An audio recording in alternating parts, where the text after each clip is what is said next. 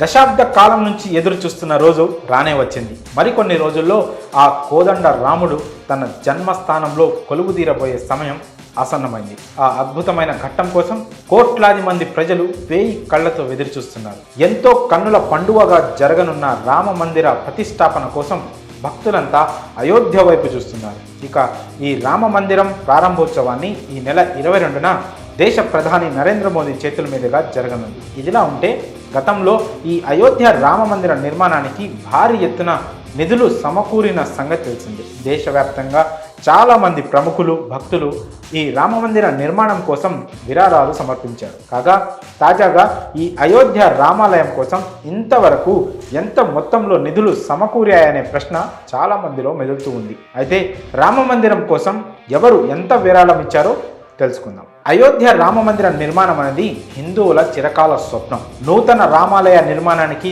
దేశవ్యాప్తంగా 11 కోట్ల మంది ప్రజలు తమకు తోచిన విధంగా విరాళాలు అందించారు. అయితే ఇప్పటి వరకు ప్రజల నుంచి 900 కోట్ల నిధులు సేకరించాలని రామ మందిర్ ట్రస్ట్ లక్ష్యంగా పెట్టుకుంది. కానీ గత సంవత్సరం 2023 ఆఖరి వరకు ఈ రామాలయ నిర్మాణానికి 5,000 కోట్లకు పైగా విరాళాలు అందాయి. శ్రీ రామ జన్మభూమి తీర్థ క్షేత్ర ట్రస్ట్ తెలిపిన వివరాల ప్రకారం రామ మందిర నిర్మాణం కోసం 3,200 కోట్ల విరాళాలు అందాయి. ఇప్పటి వరకు 18 కోట్ల మంది భక్తులు Punjab national bank, bank of Baroda ఖాతాల్లో 3,200 కోట్ల రూపాయలు జమ చేసినట్టు ఆలయ ట్రస్ట్ తెలిపింది. ఈ బ్యాంకు ఖాతాల్లో విరాళంగా వచ్చిన మొత్తాన్ని ట్రస్ట్ ఫిక్స్డ్ డిపాజిట్ చేసింది. దానిపై వచ్చిన వడ్డీతోనే ఇప్పటి వరకు ఆలయ నిర్మాణ పనులు జరిగినట్లు వెల్లడించింది. ఇక ఈ అయోధ్య రామ మందిర నిర్మాణానికి ఆధ్యాత్మిక గురువు కథకులు మొరారి బాపు అత్యధిక మొత్తంలో విరాళం ఇచ్చారు.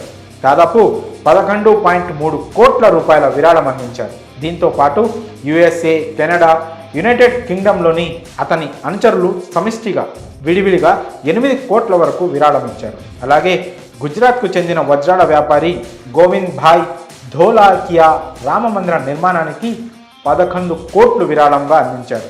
అమెరికాలో ఉన్న ఓ అజ్ఞాత భక్తుడు కూడా ఆలయ ట్రస్టుకు విరాళంగా 11,000 పంపించారు. కాగా అయోధ్యకు చెందిన రామ మందిర నిర్మాణానికి తొలి విదేశీ విరాళం ఇదే కావడం విశేషం. గతంలో మాజీ రాష్ట్రపతి రామ్నాథ్ కోవింద్ 2021 జనవరి 14న అయోధ్యలో రామ మందిర నిర్మాణానికి విరాళాలు సేకరించే ప్రచారాన్ని ప్రారంభించారు.